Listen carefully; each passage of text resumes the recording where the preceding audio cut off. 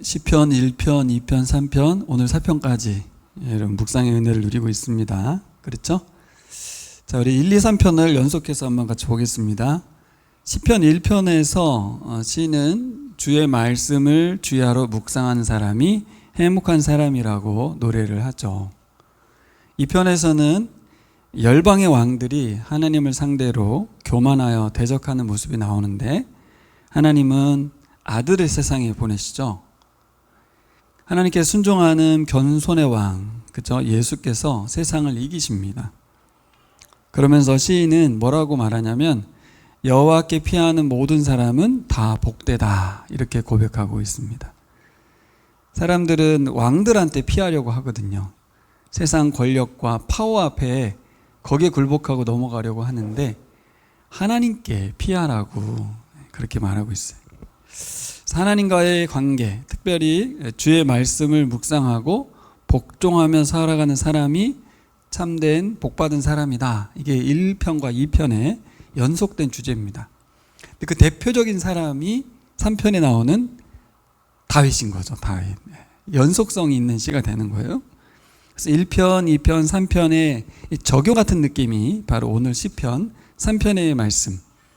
이 말씀을 통해서 우리가 오늘 다루고자 하는 것은 말씀을 통해서 어떻게 기도하는가, 이것을 우리가 배우려고 합니다. 시편 3편은 다윗이 압살롬에게 추격당하는 중에 썼다고 표제어가 되어 있습니다. 그런데 이런 배경과 함께 앞에 제가 말씀드린 1편하고 2편 메시지와 연계해서 묵상해 보면 감탄이 나와요. 어떻게 이런 시가 5,000년 정도 되는 거 아니에요? 4,000년, 5,000년 정도 전에 현대 사람도 이렇게 못 쓸 것 같은 시를 썼어요. 놀랍습니다. 주야로 말씀을 묵상하는 행복한 사람 이야기가 나오고 여호와께 피하는 복된 사람 누굽니까? 다윗.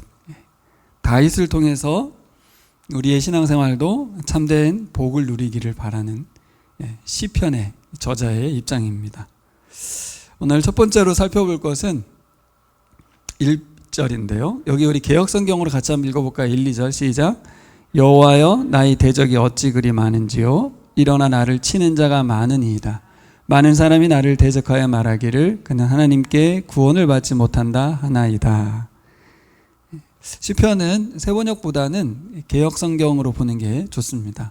개역 개정판을 보면서 세번역을 풀어놨기 때문에 원어적인 의미를 좀 더 살피기 위해서 볼 필요가 있는데요. 여기 첫 번째로 우리가 살펴봐야 될 건 하얀 글씨 여호와라는 거예요. 여호와여라고 하나님의 이름을 시인이 부릅니다. 근데 이게 어떤 의미가 있냐면 고대의 이스라엘 주변 나라, 고대 근동의 나라들은 여러 신을 섬겼잖아요. 그래서 신들의 이름을 막 불러서 여러 신들의 이름을 불러서 신들의 이름을 달래기도 하고 쫓기도 했습니다. 그래서 이제 기도하는 사람들은 이 여러 신들 중에 이제 자신을 도와줄 신을 선택하는 거예요. 그의 이름을 부르는 거죠. 이런 배경으로 볼 때 시인이 여호와여라고 부르는 것, 이게 이름을 부르는 것이기도 하지만 신앙 고백이기도 한 거예요. 당신이 나의 하나님입니다. 이런 의미가 있는 거죠. 저는 이런 묵상을 해봤습니다. 오늘 본문에서 우리가 생각해 봐야 될 게 나는 어떤 하나님을 부르고 있는가.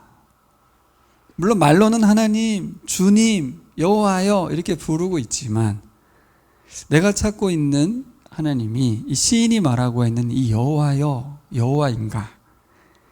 이 시인이 부르는 여호와 하나님은 어떤 분인가. 그게 이제 뒤에 나오겠죠. 2절에 보면 그는 하나님께 구원을 받지 못한다. 그는 하나님께 구원을 받지 못한다 라는 대적에 조롱하는 말이 나오거든요. 누가 봐도 사실 시인이 뭐예요? 다윗이 압살롬 아들이 죽이겠다고 쫓아오는 상황이니까. 그런데 어떤 일이 벌어졌어요? 도망만 가는 게 아니라 그 친아들도 다 배신하고 아들한테 넘어가고 누가 봐도 하나님의 개입은 없고 비참하게 왕권에 쫓겨나가지고 도망가고 있는 거거든요. 근데 제가 이거를 우리 아들과 딸 입장에서 묵상하면 이해가 잘 안 되는데 여러분도 아시는 우리 전주의 김미영 전사님이 이 묵상글을 올리셨어요. 이제 뭐 80주를 보고 계신 분인데, 그 할머니, 이제 노년의 할머니가 같은 공감의 언어로 묵상을 올리시더라고요. 여전히 자식들에 대한 힘듦이 있어요. 오죽하겠냐는 거죠. 자식들이 속 썩어도 힘든 게 부모 마음인데 자기를 죽이겠다고 쫓아오는 그 아들을 둔 부모의 마음. 근데 확 다가오더라고요. 저도 그 나이쯤 되면 이 시가 다가올지 모르겠어요. 젊은이들은 잘 이해가 안 될 수가 있는데, 와, 정말 이거는 살아있으나 죽을 것 같은, 죽는 게 더 나은, 자기 죽이겠다고 쫓아오는. 근데 이 주변 사람의 말 있잖아요. 그는 하나님께 구원을 받지 못한다. 뼈 때린다고 하죠. 팩트 폭격이라고. 저는 틀린 말이 아니에요. 사실이에요. 하나님이 구원하고 있지 않고 도와주지 않아요. 맞는 말이라서 대꾸도 못해, 항변도 못해. 이 3편의 시제어로 볼 때 정말로 대적들의 말이 틀린 말이 아니거든요. 하나님의 개입이 없는 상황에서 자식마저도 자기를 죽이겠다고 하는데 누가 내 편에 서 있겠는가? 시므이가 막 돌을 던지잖아요. 조롱하면서. 다윗은 비참하게 그것을 제지하려고 하는 장군들을 제지하면서 내버려둬라. 하나님께서 하시는 것인지도 모른다. 그러면서 철저히 무너지고 있는 자신을 봅니다. 거기다 대고서는 너는 하나님의 구원을 받지 못할 거야 라는 말은 너무나 가슴 찢어지는 이야기죠. 근데 여기 반전이 숨어 있어요. 여기 하얀 글씨 두 개를 보면 앞에는 여호와고 뒤에는 하나님입니다. 1절에 하나님의 이름은 여호와 하나님, 야훼라고 하는 하나님이죠. 이 하나님 이름 어디에 등장하는 거예요? 출애굽기에 보면 모세가 바로 왕에 가서 바로가 당신의 하나님의 이름 뭐냐고 물으면 뭐라고 할까요? 그랬더니 여호와라고 해라. 이게 뭐예요? 나는 나다. 나는 스스로 있는 자다. 이렇게 번역된. 근데 이게 원래 히브리어 단어에서는 모음이 없이 자음만 있습니다. 그리고 이스라엘 백성들이 성경을 필사할 때 여호와 이름은 이렇게 말로 부르지 않았다고 해요. 그냥 글씨만 썼다고 해요. 근데 그냥 뭐 안 읽고 그러긴 좀 그렇잖아요. 그 뒤에 어떻게 했어요? 모음을 만들었거든요. 히브리어의 모음은 점들이에요. 다 점 하나, 점 두 개 막 이런 건데, 아야야 오여의 있잖아요. 그게 모음인데 히브리어의 모음을 붙여가지고 만든 단어가 아도나이입니다. 아도나이. 위에 야훼라는 단어는 그냥 우리가 부르는 이름이고 실제로 모음을 붙여서 이르면 아도나이가 돼요. 그래서 새 번역은 아도나이를 주님으로 번역을 한 거예요. 근데 개역 개정은 여전히 원래 히브리어 원어대로 여호와 야훼라고 번역을 했죠. 이 여호와의 이름은 대표적으로 언약의 하나님을 지칭할 때, 약속의 하나님을 말할 때 여호와 하나님을 씁니다. 근데 이 두 번째 하나님은 엘로힘으로 돼 있어요. 엘로힘. 엘로힘은 일반적인 신명이에요. 모든 신의 이름을 엘로힘으로 히브리어를 쓰고 있거든요. 근데 잘 보시면 시인은 여호와 하나님을 부르고 있고 주변 사람들은 엘로힘의 하나님을 언급하고 있어요. 대적들이 이렇게 말하는 거죠. 하나님이 너를 버렸어. 너는 이제 끝이야. 라고 말하긴 했는데 그 하나님이 어떤 하나님이냐면 자기가 믿고 있는 그 여호와를 말하는 게 아니고 그들이 생각하는 많은 신들 중에 하나인 신.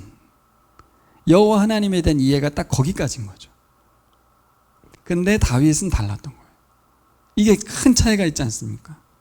대적들이 말하는 하나님과 시인이 부르는 하나님의 이름이 다르다. 많은 신들 중에 하나죠. 지금 비기독교인들이 볼 때 우리가 믿는 하나님은 그냥 많은 신 중에 하나입니다. 그 하나님도 다른 신들과 똑같을 거라는 거예요.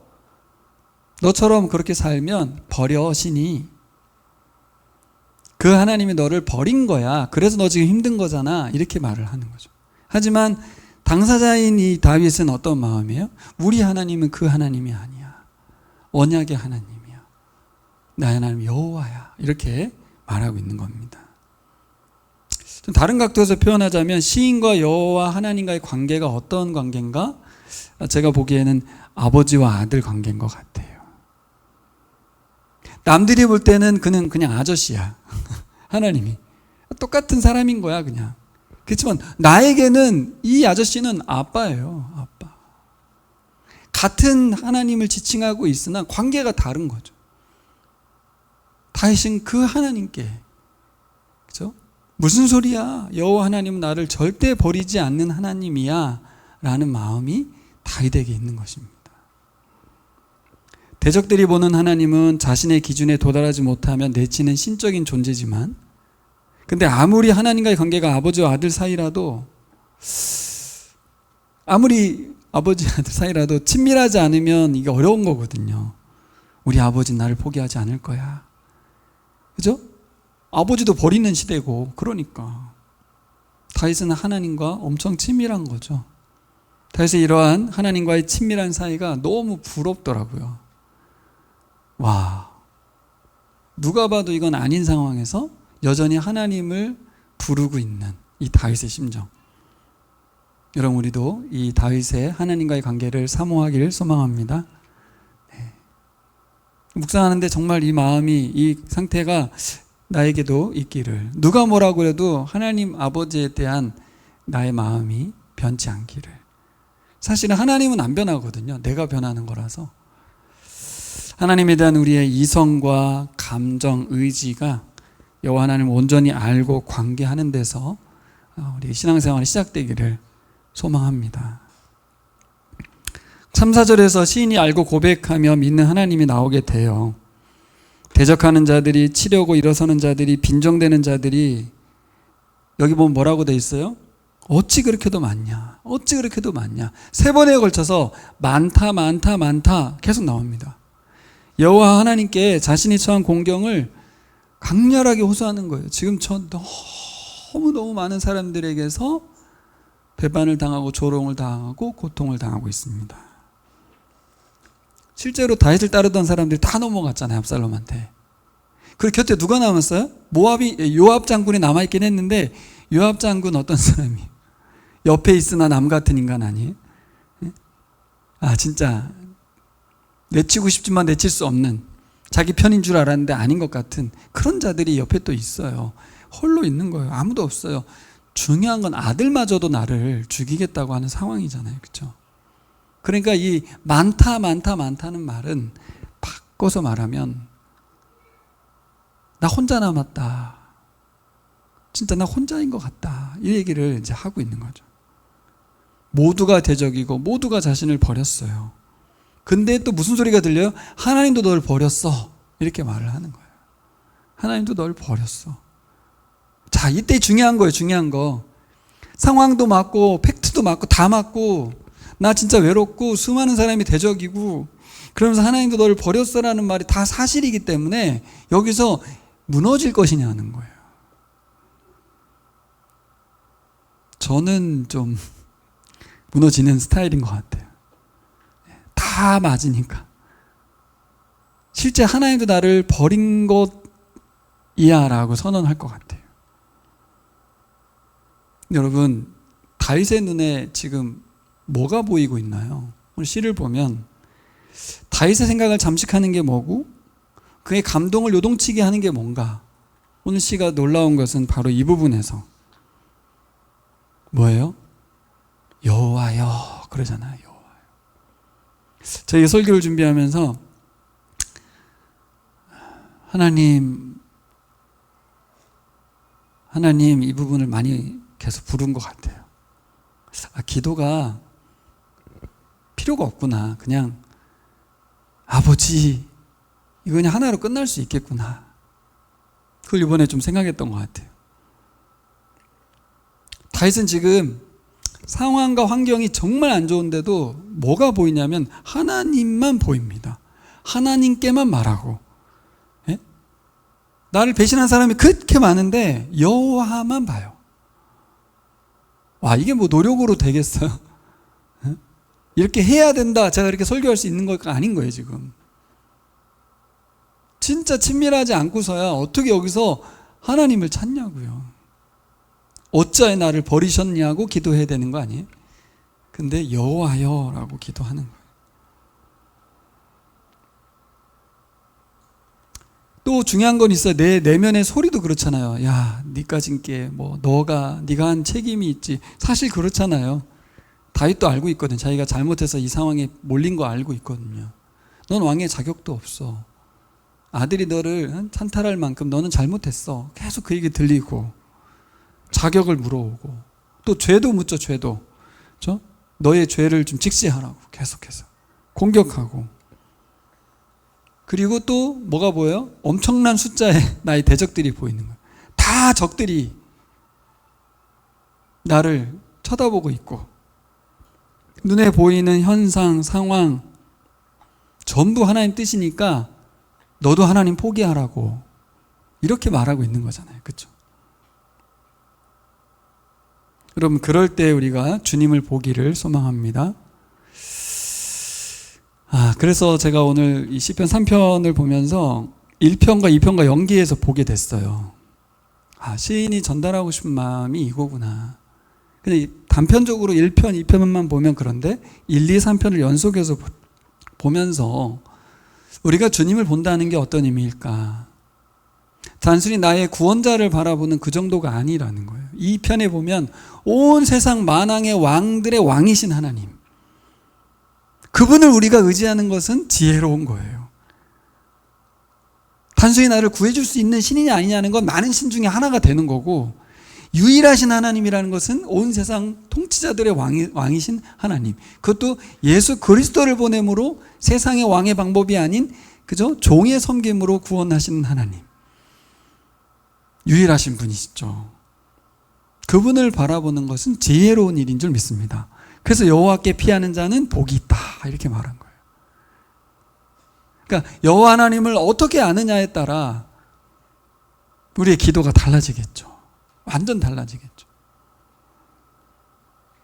대부분 이런 상황에서는 울부짖고 하나님 원망하고 사람들 탓하고 지극히 개인적인 기도가 나오게 되는데, 다윗은 여기서 철저히 개인적인 기도가 아니에요. 압살롬에 대한 이 추격 상황이라면 이 기도가 상당히 개인적이어야 되거든요. 근데 언어가 전혀 개인적이지 않아요. 이번 사건들을 통해서 다윗은 더 만왕의 왕이신 하나님을 알았던 것 같아요. 그래서 여호와여, 저들이 하나님이 너를 구원하지 못한다고 말합니다. 이렇게 말합니다. 오늘 우리가 이제 이세우 집사님 선곡을 했는데, 부를 찬양이 주님 뜻대로 살기로 했네, 뒤돌아서지 않겠네, 세상 등지고 십자가 보내, 세상 등지고 십자가 보내. 우리 어머니가 엄청 제 초등학교 때 많이 불렀던 노래라 지금도 저는 막 기억이 많이 나는 노래입니다. 근데 이 표현이 약간 좀 불편했어요. 그때는 굉장히 은혜가 됐는데 최근에 이 노래 나왔을 때 부를 때 굉장히 불편했습니다. 문자 그대로라고 생각하니까 왜 세상을 등져? 왜 십자가만 봐? 세상 속에 있어야지. 뭐야? 분리되겠다는 거야? 막 이렇게 약간 있었어요.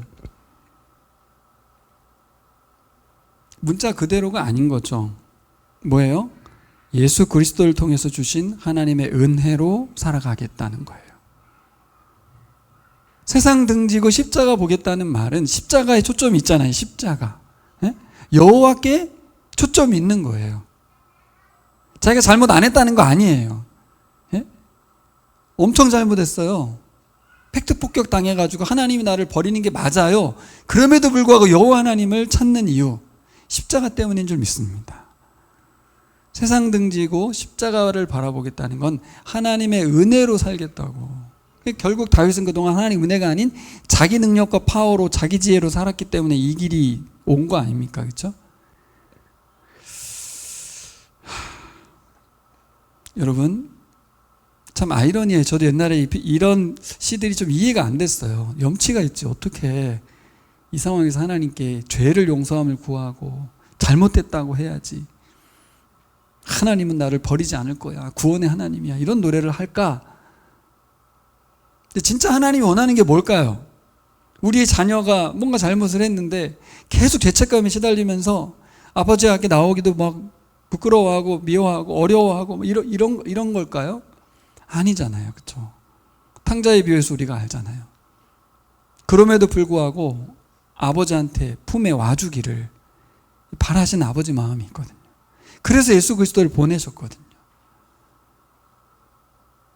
다시 한번 여러분, 우리 자존심 다 내려놓고, 내가 죄책감에 시달리려는 거 내려놓고, 나의 공로도 다 내려놓고 하나님 은혜로 아버지를 부르는 우리가 되기를 소망합니다. 네, 3절과 4절로 가보겠습니다. 3, 4절에 보면 나를 에워싸 주시는 방패시다. 나의 영광이시고 나의 머리를 들게 하시는 분이다. 내가 주님을 바라보면서 소리 높여 부르짖을 때에 여호와 나의 아버지는 그 외침과 호소에 응답하여 주시는 분이다. 우리가 다 아는 하나님이잖아요. 그렇죠? 우리가 얼마든지 이 동일한 고백을 할 수 있습니다. 근데 과연 이 고백이 할 수는 있는데 진짜 다윗과 같은 상황 속에서도 나도 흘러나오는지, 이게 이제 고민이 되더라고요. 평소에는 얼마든지 내가 동의하는 하나님인데 진짜 다윗과 같은 상황 속에서 모두가 나를 등지고 있는 상황 속에서 내가 잘못한 것도 맞고 그래서 팩트 폭격 당하고 있는 상황 속에서도 이 하나님을 고백할 수 있는가? 이거는 요원한 일인 것 같아요. 무너지는 게 쉽죠. 여기서 저 하나님을 노래하는 게 쉬운가요? 절대 그렇지 않습니다. 결국 내가 지금 어떤 믿음을 갖고 있는지는 시험 무대에 올라가 봐야 합니다. 수많은 조롱과 비난 속에 처해 봐야, 그렇죠? 그 가운데서 이 고백이 정말 강력한 신뢰 가운데서 터져 나오는 거겠죠. 그렇기 때문에 저는 이 시가 감탄이 되는 것 같아요. 와, 이런 말이 나올 수가 있나. 오늘 시편의 시작은 여기에는 안 나오는데 히브리어적인 표현을 보면 그러나 당신이라는 표현으로 나옵니다. 그러나 당신. 하지만 주님은, 이렇게 세 번 요건 돼 있어요. 하지만 주님은 나를 에워싸주는 방패다. 히브리어를 보면 동사 자체에 주어가 포함되어 있는 단어입니다, 원래. 근데 오늘 단어는 동사 앞에 주어를 하나 더 둬서 주어를 강조하고 있어요. 하지만 주님은, 아도나이, 여호와는, 그런 뜻이죠. 그래서 강조합니다. 하지만 당신은. 이 시인의 탄식에 대해서 하나님께 대한 이 신뢰와 확신에 대한 이 고백이 어떻게 가능했느냐는 거예요. 중요한 거는. 어떻게 다 갑자기 이렇게 확신 가운데서 하나님을 신뢰하고 노래할 수 있을까? 이 시인이 주목하는 거는 자기 연민, 자기의 불쌍함 때문에 하나님 나를 돌봐 주세요. 그게 아니고 그러나 주님은, 여기서 시가 바뀌는 거예요. 기도가 바뀐 거예요.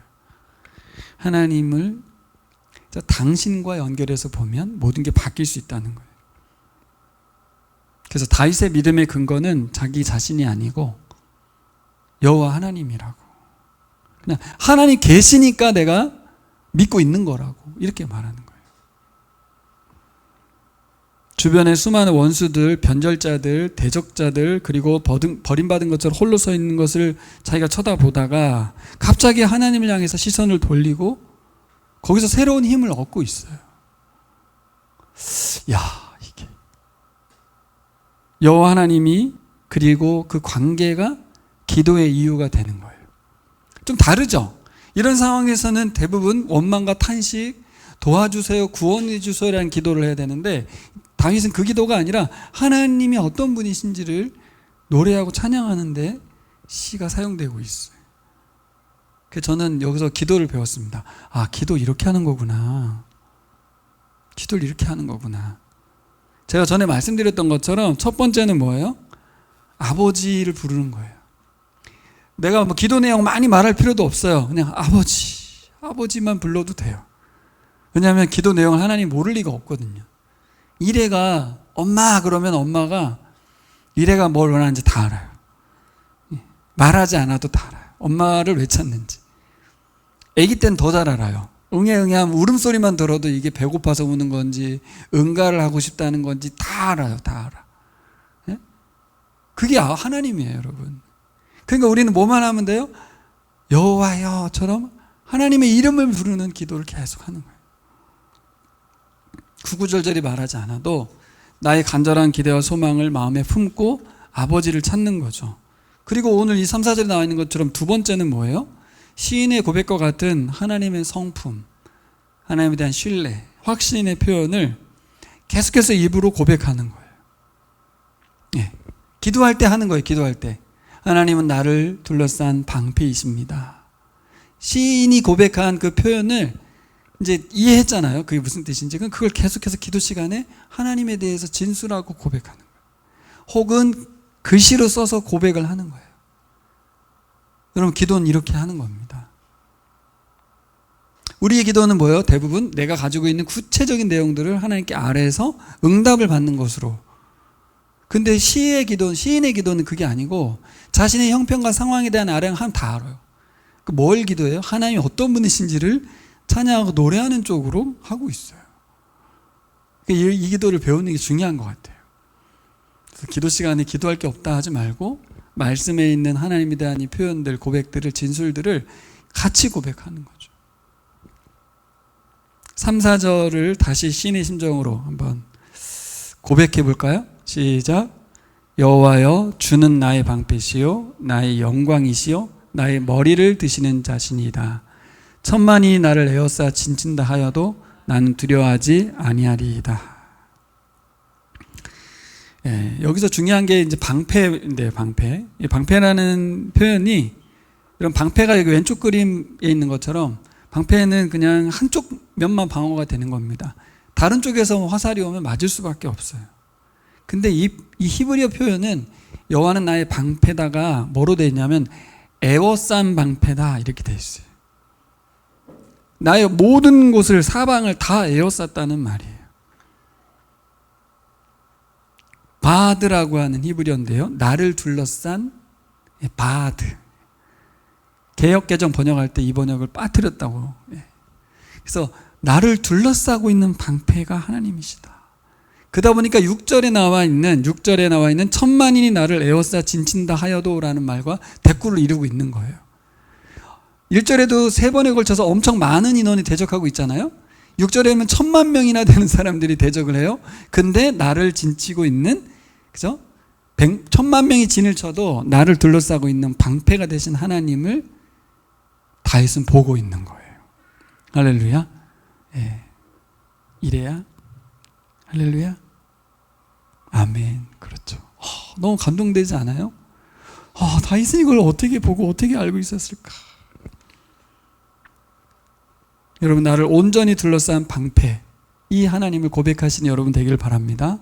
이번 주 기도할 때 계속 기도하세요. 하나님 아버지, 하나님 나의 온전히 둘러싼 방패이십니다. 나의 영광이시고 머리를 드시는 분이다 라는 표현, 이 표현도 동일한 원리죠. 구약의 하나님 영광을 주시는 분이기도 하고 거둬가는 분이기도 하잖아요. 그러니까 다윗이 가지고 있던 명예의 영광, 이걸 수치를 회복시켜 줘야 되는데, 그게 나의 노력도 안 되고 사람들이 어떻게 해서 되는 것도 아니고 하나님이 회복시켜 줘야 된다. 하나님 나의 영광이시다라고 고백하는 거예요. 머리를 든다는 말도 똑같죠.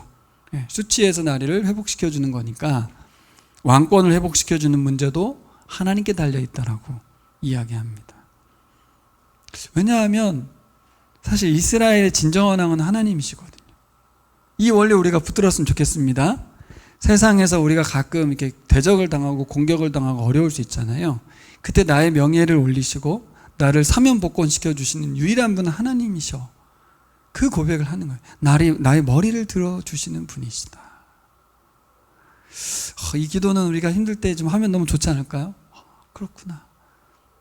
사람들을 설득하거나 그들에게 회유를 해서 나의 어떤 영광을 취하는 게 아닌 하나님의 영광의 주인이심을 고백하는 이 다윗의 이 표현을 우리가 같이 평소에도 기도할 때 사용했으면 좋겠습니다. 세 번째로 우리가 살펴볼 것은 우리 아버지이신 구원자 하나님이에요. 7, 8절에 보면 같이 읽어볼까요? 시작. 여호와여 일어나소서, 나의 하나님이여 나를 구원하소서. 주께서 나의 모든 원수의 뺨을 치시며 악인의 이를 꺾으셨나이다. 구원은 여호와께 있사오니 주의 복을 주 백성에게 내리소서. 자, 7, 8절을 보면 하나님께 일어나 달라고 구원해 달라고 호소를 하잖아요. 하나님 일어나 주세요. 구원해 주세요. 이게 어디하고 대꾸를 이루죠? 1, 2절에 있었죠. 1, 2절에. 대적들이 일어나서 하나님이 너를 구원 못한다고 말하잖아요. 그렇죠? 그러니까 하나님 일어나 주시고 하나님 구원해 주세요. 이렇게 말하는 거예요. 예, 완전히 포개고 있죠, 지금. 여기 보면 모든 원수의 뺨을 치시고 악인의 일을 꺾으셨다. 이렇게 말해요. 뺨을 치는 거는 명예를, 그렇죠? 더럽히는 거죠. 수치스럽게 되는 거예요. 이를 꺾는다는 건 그들의 조롱과 험담을 더 이상 못하게 해달라, 이런 뜻인데, 되게 중요한 건 뭐냐면 시제예요. 시제. 히브리언 시제가 되게 중요한데, 주께서 나의 모든 원수의 뺨을 치시고 악인의 일을 꺾으셨나이다라고 해서 과거 완료로 했어요. 이렇게 해달라고 기도하는 게 아니고 미래에 그렇게 해주세요라는 기도가 아니라 완료형 기도를 했다고요. 뭐지? 두 가지로 해석할 수 있는데, 하나는 과거에, 다윗의 과거에 하나님께서 이런 하나님이셨다라고 그걸 기억해내고 고백하는 거. 또 하나는 그렇기 때문에 향후에도 하나님께서 이렇게 하실 것을 완료 형태로 확신 가운데서 기도하고 있다, 이렇게도 보는 거죠. 두 가지 다 우리가 배울 수 있는 것 같아요. 우리가 기도할 때 현재에 집중하잖아요. 불안한 미래에 집중하는데 과거를 기억하라는 거예요. 하나님의 과거, 그 역사하심에 대한 것을 고백하면서 동시에 그것을 오늘 기도할 때 완료 형태로 기도했어요. 하나님은 저 어떻게 원수의 뺨을 치시고 악인의 일을 꺾으셨습니다. 과거에 그러셨습니다. 앞으로도 그러실 것입니다. 라고.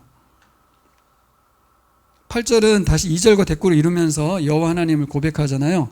너는 하나님께 구원을 받지 못한다라는, 그렇죠? 2절의 말에 보면, 그렇죠? 구원이 여호와께 있다고. 그렇죠? 구원이 여호와께 있다고. 완전 대갚아줬죠. 네. 구원은 니들이 말해서 되는 게 아니야. 하나님께서 구원하시는 거야. 난 하나님께 구원을 여전히 호소할 거야. 네, 이 말이 되는 거죠. 그래서 여러분, 이 약속은 예수 그리스도를 통해 성취됐습니다. 약속했으니까 일방적으로 구원을 베푸는 게 아니고요. 약속을 지키고 이루기 위해서 죗값을 치르시고 우리에게 자격을 주었어요. 구원의 자격이 생겼다고요. 왜요? 의롭다 하심을 얻었잖아요. 형식적으로 용서해 준 게 아니에요. 자기 아들이라고 다 봐준 게 아니에요. 예수 그리스도를 십자가에 죽이심으로 우리에게 저 의인의 자격을 부여하셨다고요. 이게 하나님이신 줄 믿습니다. 그러니까 다윗은 구약의 인물이면서도 이 부분에 대해서 멀리 내다봤다고 그렇게 해석하거든요. 예수 그리스도 하나님 같은 분이니까 실체이신 예수님은 몰라봤지만 그렇죠? 예수 그리스도 그분을 소망하면서 하나님을 그렇게 인식했어요. 우리 하나님은, 우리 여호와 하나님은 당신의 주권으로 구원하시는 분이시지 너희들이 떠든다고 구원을 하지 않거나 하거나 하는 분이 아니셔. 이렇게 이해를 했어요. 그것이 예수님을 통해서 확실하게 드러난 줄 믿습니다. 그러니까 세상에 구원받지 못할 사람은 한 명도 없어요. 그래서 누구든지라는 단어가 신약성경에 많이 나오는 거예요. 누구든지 구원을 받습니다. 예수 그리스도를 통해서. 할렐루야. 네. 이걸 누구에게 적용해야 돼요? 먼저 나에게 적용해야 돼요. 대부분 자책을 하거든요. 의기소침해지기도 하고. 그러지 말고 내가 그 누구든지 구원받은 자로서, 하나님 은혜의 구원을 받은 자로서 오늘 시편을 다시 봅시다. 구원이 여호와께 있다. 구약 성경에 있던 사람도 저렇게 고백했는데 신약을 살고 있는, 그리고 2000년 뒤에 살고 있는 우리가 저 기도는 너무나 은혜롭잖아요. 그렇죠? 그대로 사용해도 될 줄 믿습니다. 마지막으로 보면 주의 복을 주의 백성에게 내리소서. 다윗은 하나님의 복이 자기에게만이 아니라 하나님 백성 모두에게 임하기를 기원하고 있어요. 이 부분이 이제 이 시대 사람들과 당시 그 고대 근동의 사람들과 다른 점인데요. 우리는 지극히 개인적인 생각에 머물러 있습니다. 그렇죠? 개인적 감정과 상황에 머물러 있어요. 자신이 가지고 있는 문제가 해결되면 끝나는 세계관이에요. 근데 고대 사람들은 자기뿐 아니라 나와 관계된 모든 사람들이 자신과 같이 하나님의 복을 누려야 자기가 복되다는 걸 알고 있었어요. 이 원리가 되게 중요하거든요. 안다고 되는 건 아니고 세계관이니까 얼마나 좋았을까. 그런 세상 속에 살았으니까. 근데 지금 우리는 그렇지 않아요. 나만 잘하면 되는 문제랑 내 문제가 해결되면 남의 문제가 안 보이는 세상을 살고 있거든요. 근데 여기 뭐라고 돼 있어요? 주의 복을 주의 백성에게 내리소서. 다윗이 이 기도를 상황 처지가 아닌데, 예? 자기 문제 해결도 안 됐는데, 근데 이 다윗의 기도는 어디예요? 타인을 향하여, 공동체를 향하여 기도가 나가고 있거든요. 그래서 저는 이렇게 적용해 봤습니다. 이거를 그냥 시대마다 세계관의 차이로 볼 게 아니라 다윗의 기도를 통해서 우리의 기도를 바꿔야 되는 거구나. 내 문제 해결되면 끝, 감사헌금하면 끝, 그게 아니라 나와 같은 복을 다른 사람들이 누리고 있나? 내가 하는 기도를 저 사람도 하고 있나?